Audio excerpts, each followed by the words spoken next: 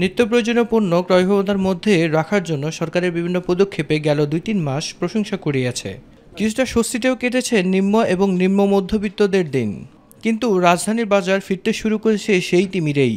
আর এই জন্য সিন্ডিকেটকেই দায়ী করছেন ক্রেতা বিক্রেতারা। দাম বাড়ছে হলো আপনার হলো গৃহস্থরা পেঁয়াজ বেচতেছে না, চাঙ্গা উঠাচ্ছে, স্টক করতেছে।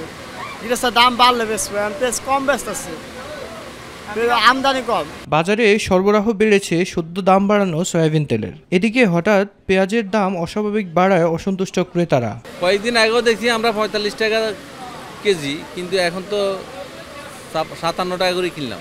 মধ্যবিত্তদের অবস্থা খুবই খারাপ। এরা না বলতে পারেন, না পারে কারো কাছে বলতে, না পারে সইতে, ঠিক আছে নি। এরা নিজেরা কোনো রকম চলতেছে, ওদের অবস্থা শেষ।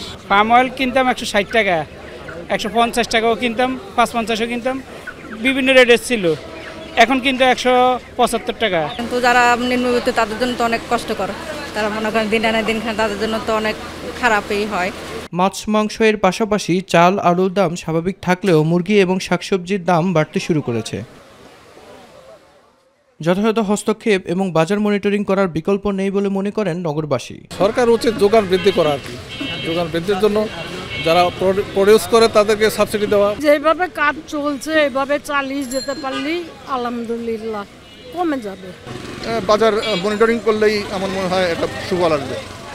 মিফতা গালিব, মাই টিভি, ঢাকা।